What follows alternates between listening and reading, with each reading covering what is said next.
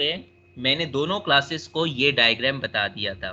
इस डायग्राम के अंदर आपको ज्यादा चीजें मालूम होने की जरूरत नहीं है, जो क्योंकि हमारा मेन जो फोकस है वो होगा कैलकुलेशंस बेस्ड, मगर कुछ फीचर्स आपको मालूम होने चाहिए। फॉर एग्जाम्पल, अगर मैंने आपको ये डायग्राम सामने दे दी और बोल दिया कि इसको डिस्क्राइब करें, तो आपको मालूम होना चाहिए कि लीडिंग एज क्या है, आपको मालूम होना चाहिए ट्रेलिंग एज क्या है, आपको मालूम होना चाहिए कि बाउंड्री थिकनेस क्या है, लैमिनर रिजीम कहां तक है, ट्रांजिशन रिजीम कहां तक है, टर्बुलेंट रिजीम कहां तक है। आपको यह मालूम होना चाहिए कि यू इन्फिनाइट का क्या मतलब है, फ्री स्ट्रीम वेलोसिटी। आपको यह मालूम होना चाहिए कि इन विस्केड रीजन कौन सा है और बाउंड्री लेयर रीजन कौन सा है। In viscid region was this region where viscosity does not have a role to play on the velocity and velocity is free. The underneath this region is the boundary layer region. तमाम boundary layer इस region के अंदर बनेगी। दूसरी बात यह कि आपको यह मालूम होना चाहिए the maximum velocity of or the maximum thickness can be 0.99 multiplied by the free stream velocity, जिसको हम ux बोलते हैं या u infinite बोलते हैं। वो मैक्सिमम थिकनेस हो सकती है। तो चाहे मेरा रिजीम लैमिनर फ्लो है या मेरी रिजीम ये टर्बुलेंट फ्लो है, maximum thickness of the boundary layer would be 0.99 u। 0.99 u। Laminar flow के अंदर पैराबोलिक प्रोफाइल होगा, टर्बुलेंट फ्लो के अंदर प्रांटल्स लॉ प्रोफाइल होगा, which is a logarithmic profile. So these are the main features that you should know from this picture. And what this is called a flat plate. हमारे तमाम जो questions होंगे convection के ऊपर, वो होंगे flat plate के ऊपर। कन्वेक्शन बहुत बड़ा है, कन्वेक्शन आपका ट्यूब में हो सकता है, कन्वेक्शन आपका स्फीयर में हो सकता है, कन्वेक्शन आपका सिलेंडर्स में हो सकता है, कन्वेक्शन आपका फ्लैट प्लेट्स में हो सकता है। तमाम तरह की ज्योमेट्री है कन्वेक्शन के लिए और उसके तमाम इक्वेशंस डिफरेंट हैं। हर ज्योमेट्री के लिए अलग हीट ट्रांसफर रिलेशन है, अलग कैलकुलेशंस हैं। तो if we go on every portion, it is going to be the end of the semester. So my focus on convection, be it forced convection or free convection, the focus is going to be on a flat plate. ये forced convection है, तो आपको ये याद होना चाहिए कि forced convection के अंदर ऐसा कौन सा पैरामीटर है जो प्रेजेंट होता है और जो फ्री कन्वेक्शन में नहीं होता है। What is that parameter? External force. जी, एक्सटर्नल फोर्स। एक्सटर्नल फोर्स वो किस चीज से प्रोवाइड होती है? वेलोसिटी। फोर्स्ड कन्वेक्शन के अंदर वेलोसिटी होगी, फ्री कन्वेक्शन में वेलोसिटी नहीं होगी। That is one thing you need to keep in mind.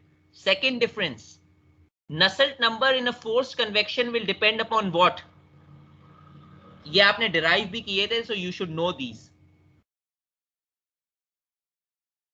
and I will show you how they relate to the work you did before.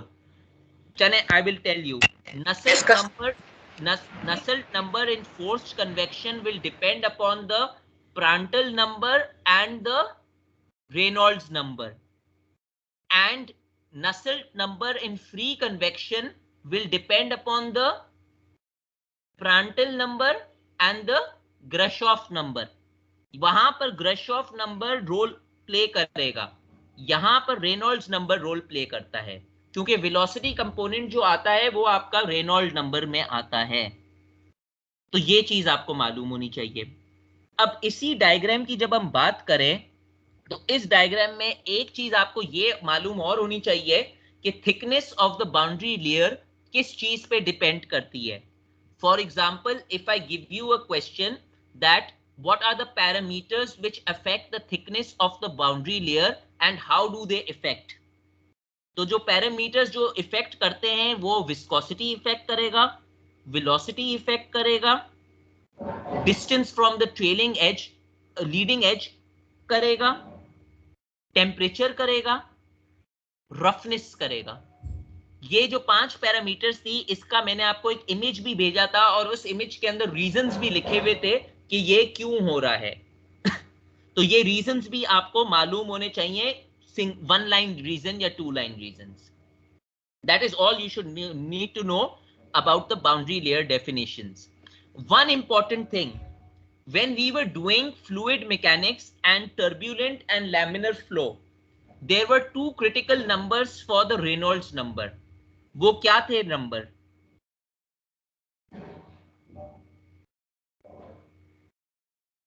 जी 2000 4000 वो थे general flow के लिए। जैसे वो 2 नंबर थे, फ्लैट प्लेट की मैं बात कर रहा हूं। फ्लैट प्लेट के लिए भी एक रिजीम होता है। फ्लैट प्लेट की रिजीम है, ये फिगर आपको मालूम होना चाहिए, 5 multiplied by 10 to the power 5। मैं रिपीट कर रहा हूं, 5 multiplied by 10 to the power 5।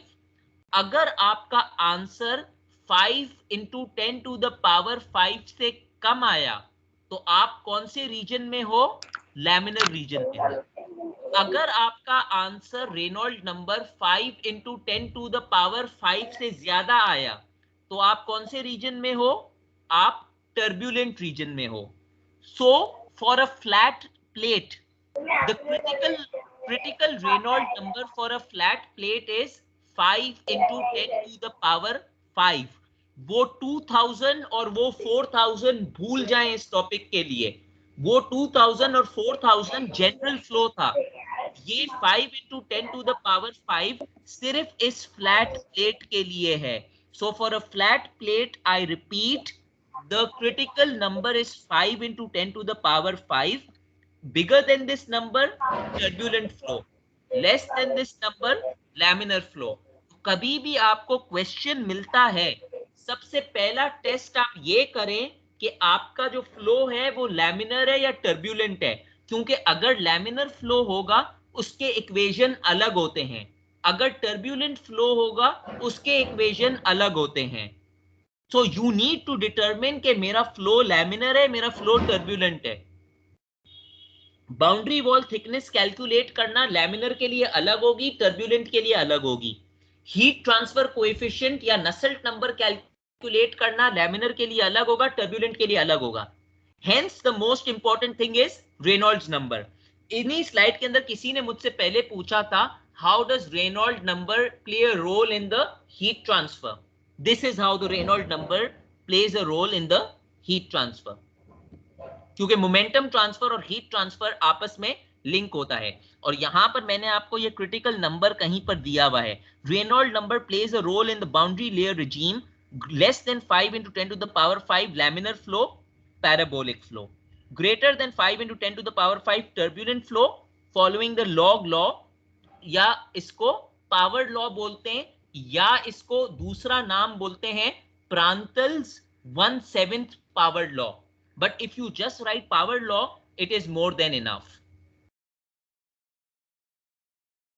Dimensionless groups involved in force convection. ये 3 ग्रुप लाजमी फोर्स कन्वेक्शन में होंगे, Nusselt number, Reynolds number, Prandtl's number. आपको मैंने एक एक्सरसाइज दी थी डायमेंशनलेस नंबर्स के ऊपर, फोर्स कन्वेक्शन का इक्वेशन बनाएं बकिंगम पाई मेथड से। Did you make that equation?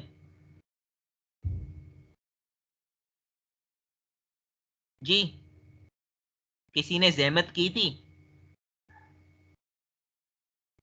कौन सा सर? जो मैंने कहा था ना कि ये असाइनमेंट होगा फ्री कन्वेक्शन, होमवर्क के लिए फ्री कन्वेक्शन और फोर्स कन्वेक्शन का। Yes sir. की थी? आपका आंसर क्या बना था?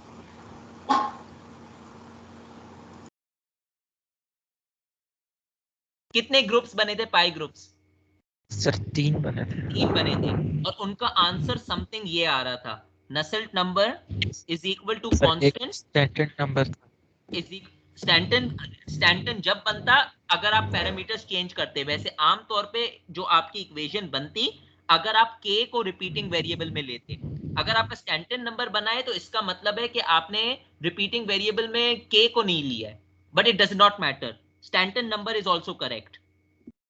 तो दोनों वेज वर्क, पर आपका जो इक्वेशन बनता वो ये बनता।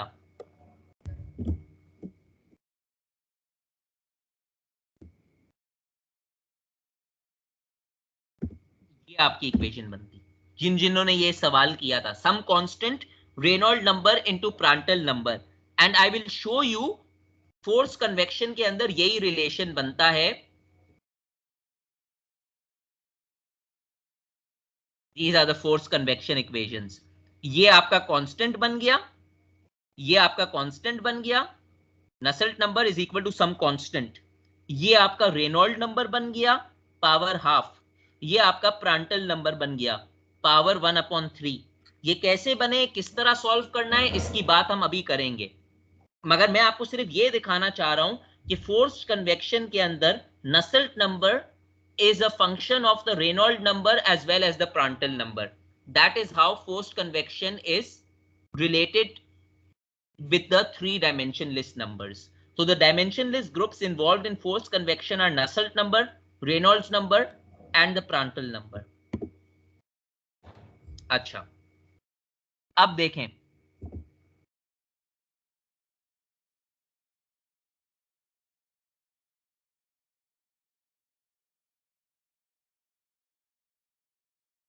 ये जो है ना, इसको अंडरस्टैंड करें। ये टेबल आपको क्या दिखा रही है? ये टेबल आपको वेलोसिटी प्रोफाइल्स दिखा रही है। ये 5 डिफरेंट वेलोसिटी प्रोफाइल्स हैं। ये जो वेलोसिटी प्रोफाइल्स हैं ये डिराइव हो चुके हैं। एक बंदा था वैन कर्मॉन, उसने अपना डिराइव किया। एक था ब्लॉसियस ने अपना डिराइव किया। ये जो मोमेंटम ट्रांसफर लगाया, हीट ट्रांसफर लगाया, इन्होंने अपने वेलोसिटी प्रोफाइल्स आपस में डिराइव किए हैं। That is not for you to know, all you need to know is 5 velocity profile होते हैं। अब क्या होते हैं, अब मैं इनको किस तरह याद रखता हूं? मैं इनको यूं याद रखता हूं कि this is a simple velocity profile, इसको मैं याद रखता हूं स्क्वायर प्रोफाइल, इसको मैं याद रखता हूं क्यूबिक प्रोफाइल, इसको मैं याद रखता हूं साइन प्रोफाइल, और इसको मैं याद रखता हूं ब्लॉसियस एग्जैक्ट सॉल्यूशन। ये 5 प्रोफाइल हैं। ये टेबल आपको डेफिनेटली गिवन होगी या आपको प्रोफाइल गिवन होगा, क्वेश्चन में मेंशन्ड होगा कि this is your velocity profile being followed. दूसरी बात, ये जो 5 प्रोफाइल हैं, these are only applicable for laminar flow।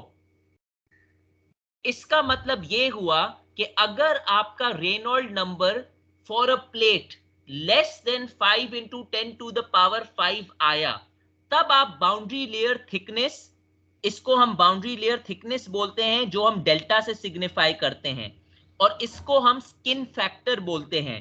और जो ये लाइन ऊपर लिखी है इसका मतलब है average skin factor. There are 2 types of skin factor, one is the local skin factor, one is the average skin factor। the average skin factor is always double of the local skin factor। Average skin factor है वो local skin factor के double होगा, और ये boundary layer thickness है। ये आपकी conditions हैं इन बाउंड्रीज, इन इक्वेशन प्रोफाइल के ऊपर, ये तमाम कंडीशन है। मैं आपको ये बोल रहा था कि ये तमाम जो इक्वेशंस हैं ये सिर्फ तब लग सकते हैं जब आपका जो फ्लो है वो लैमिनर फ्लो है, पहली condition, the most important condition. तो सबसे पहले आपने आंख बंद कर कर अपना रेनॉल्ड नंबर चेक करना है। अगर आपका रेनॉल्ड नंबर लैमिनर फ्लो के अंदर आ गया, तब आप थिकनेस और स्किन फैक्टर ये इक्वेशन से कैलकुलेट कर सकते हो। अगर आपका Reynold number 5 into 10 to the power 5 से ग्रेटर हो गया, that means that you cannot use any of these 5 equations। ये बात समझ आई? सर रिपीट कर दें सर। मैंने आपको ये बोला कि आप जब क्वेश्चन सॉल्व करोगे सबसे पहला काम है अपना रेनॉल्ड नंबर कैलकुलेट करो। अगर आपका रेनॉल्ड नंबर आया 5 into 10 to the power 5 से कम, इसका मतलब ये हुआ कि आपका flow on that plate laminar flow है। तो any of these 5 equations can be used based on the data given, because ये पांचों equations laminar flow के लिए है. अगर आपका answer 5 into 10 to the power 5 से ज्यादा आया, इसका मतलब हुआ आप टर्ब्यूलेंट रीजन में हो, ये इक्वेशन यूज नहीं हो सकती. तो आपका जो थिकनेस है वो टर्ब्यूलेंट रीजन के लिए कैलकुलेशंस करना पड़ेगा, लैमिनर रीजन्स के लिए कैलकुलेट नहीं कर सकते. क्लियर हो गई बात?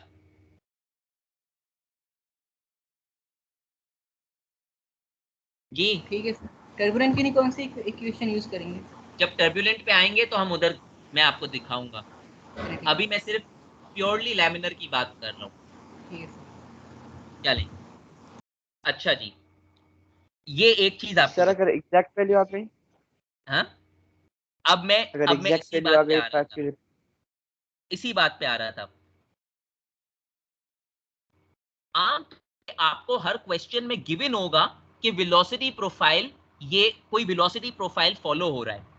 अगर कोई क्वेश्चन के अंदर मेंशन नहीं है वेलोसिटी प्रोफाइल फॉलो कौन सा हो रहा है, तो you will assume that you are following the Blasius exact equation. Let me show you. Example में ये प्रोफाइल यूज हो रहा है, एग्जाम्पल में ये प्रोफाइल यूज हो रहा है. इस एग्जाम्पल में कुछ मेंशन नहीं है, कोई प्रोफाइल मेंशन नहीं है. You will use the Blasius equation for this profile, for this question. इस क्वेश्चन के अंदर साइन यूज हो रहा है. तो हर क्वेश्चन में आपको कोई इक्वेशन गिवन होगी प्रोफाइल की, वो आपको बताएगा कि कौन सा प्रोफाइल यूज हो रहा है. अगर कोई इंफॉर्मेशन नहीं है तो आप ब्लॉसियस यूज करोगे. क्लियर हो गई बात? सही है? ये टेबल गिवन होगा है? क्या सर, बोला? ये जो फॉर्मूला टेबल है ये गिवन होगा. डेफिनेटली गिवन होगा. ये मुझे भी याद नहीं है, मुझे सिर्फ ब्लॉसियस का याद है. ये टेबल आपको डेफिनेटली गिवन होगा अगर क्वेश्चंस आएंगे. मैंने हमेशा डेटा दिया है अनलेस कोई ऐसी होगा. चीज हो which you should know, which I specifically say I will not give. For example, these two formulas I will not give. These formulas you should know, but this table you will definitely be given. अभी तक मेरी बात समझ आई कि मैंने आपको क्या बोला कि ये लैमिनर के लिए यूज होता है और ब्लॉसियस कहां पे यूज होता है, बाकी कहां पर यूज होते हैं. क्लियर हो गई बात? सर ये स्किन फैक्टर क्या होता है, इसको जरा डिफाइन कर दें. मैं अभी आया ही नहीं हूं उसके ऊपर, मैं अभी 2 के ऊपर हूं. पहले मुझे यहां तक बताएं, यहां पर हम क्लियर हैं? सर एक लास्ट टाइम रिपीट कर देंगे सर. सर यहाँ तक क्लियर है. बार बार. यार टाइम कम है मेरे पास. ठीक है सर, ठीक है. रिकॉर्डिंग सुन लीजिएगा प्लीज. अब तीसरी चीज आती है calculation of the thickness of the boundary layer and the average skin factor. Boundary layer thickness calculate करना बहुत आसान है.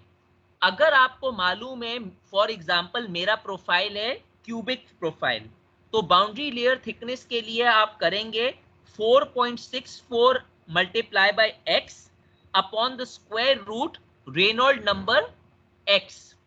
इसका क्या मतलब हुआ? x क्या चीज होगी? ये मैंने आपको बताया हुआ भी है. What is x? जी डिस्टेंस. थिकनेस. क्या है? थिकनेस नहीं है, थिकनेस इज डेल्टा. थिकनेस आप फाइंड आउट कर रहे हैं, don't make that mistake. x क्या है? ऐसा तो ना करो यार. डिस्टेंस होगी. किस चीज का डिस्टेंस? डिस्टेंस होगा. किस चीज का डिस्टेंस? लेंथ है sir, flat length. Flat length नहीं है. x is the flat distance from flat the क्या है? Leading edge. ये बताने का एक मकसद था. Length of the flat plate l होगी, total length of the flat plate l होगी, और x would be a distance from the leading edge. तो फर्ज करें अगर मेरा distance from the leading edge 0.5 millimetre है, यानी 5 into 10 to the power -3 है, और मेरा प्रोफाइल ये प्रोफाइल है, तो मैं ये इक्वेशन लूंगा 4.64x upon square root Reynold number x। अगर मेरा प्रोफाइल स्क्वायर प्रोफाइल है तो थिकनेस के लिए मैं ये इक्वेशन लूंगा 5.48x upon square root Reynold number x and so on. हर प्रोफाइल के लिए अलग थिकनेस कैलकुलेट करने का फॉर्मूला है। द मोस्ट एक second the most accurate answer would come from the Blossius exact solution. That is why it is called the Blossius exact solution, जो होता है 5x upon Reynolds number x। अब पूछें sir, आपने जो x बताया है वो x क्या है?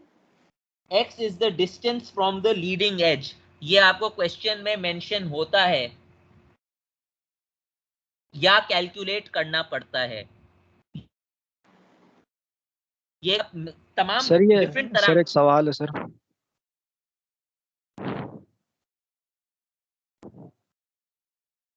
सर ये थिकनेस किसकी फाइंड कर रहे हैं हम? We will discuss tomorrow. क्या हुआ सर ये हम एक थिकनेस जो किसकी कमेंट फाइंड कर पीछे से रहे दे हैं? देते हैं ना, क्या वो थिकनेस बाउंड्री लेयर की, द वेलोसिटी बाउंड्री लेयर। ये जो थिकनेस है ये वेलोसिटी बाउंड्री लेयर की है, क्योंकि हम वेलोसिटी प्रोफाइल्स देख रहे हैं। जब थर्मल बाउंड्री लेयर की बात करेंगे तो वो अलग थिकनेस होगी। मैंने थर्मल बाउंड्री लेयर को टच नहीं किया है अभी तक। तो ये जो फॉर्मूलाज हैं ये आपको गिवन होंगे, तो आपको ये रट्टे लगाने की जरूरत नहीं है। आखिरी जो चीज है वो है स्किन फ्रिक्शन के ऊपर। अब बात करते हैं, किसी ने मुझसे पूछा था स्किन फ्रिक्शन क्या होती है। स्किन फ्रिक्शन कैसे डिफाइन होती है? Skin friction coefficient is a dimensionless value which expresses the proportionality between the shearing stress at the plate to the dynamic head caused by the free stream of the velocity। इसका क्या मतलब हुआ? आपको मालूम है कि मैंने आपको क्या कहा था, बाउंड्री लेयर किस चीज की वजह से फॉर्म होती है? बाउंड्री लेयर फॉर्म होती है विस्कोसिटी की वजह से। न्यूटन्स लॉ ऑफ विस्कोसिटी की मैंने आपसे बात की थी, और वो विस्कोसिटी कहां पर हो रहा है? शेयर स्ट्रेस की वजह से फॉर्म हो रहा है एट द प्लेट। तो शेयर स्ट्रेस का जो रिलेशन है विद द मोमेंटम फ्लो के अंदर, क्योंकि ये जो रो आ रहा है ये डायनेमिक हेड से हो रहा है या यहां पर आपका वेलोसिटी हो रहा है। दो इक्वेशंस यहां पर यूज हो रहे हैं। रेनॉल्ड नंबर हो रहा है ना, एक कंपोनेंट होगा विस्कस फोर्सेस का, एक कंपोनेंट होगा इनर्शियल फोर्सेस का। ये जो टी नॉट है ये आपको विस्कस फोर्सेस दे रहा है, न्यूटन्स लॉ ऑफ विस्कोसिटी। ये जो यू स्क्वायर और रो है ये कहां से निकला है? F is equal to ma से। और ये कहां से यूज होगा? ये इनर्शियल फोर्सेस से होगा। ये जब मैं रेनॉल्ड नंबर को डिराइव कर रहा था तो आपको उस वक्त मैंने बताया था। तो ये जो स्किन फ्रैक्शन होता है ये होता है skin fraction x। x signifies कि ये स्किन फ्रैक्शन उतना स्किन फ्रैक्शन है जितना आप लीडिंग एज से दूर हो, इसीलिए x यहां पर लिखा होता है। लीडिंग एज से अगर आप दूर हो तो उतना आपका CFX है। ये फॉर्मूला आपको याद होना चाहिए।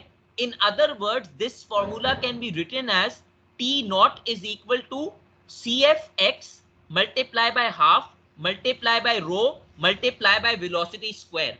अगर आपको शेयर स्ट्रेस का आंसर ढूंढना है, शेयर स्ट्रेस का आंसर कौन से यूनिट में होगा?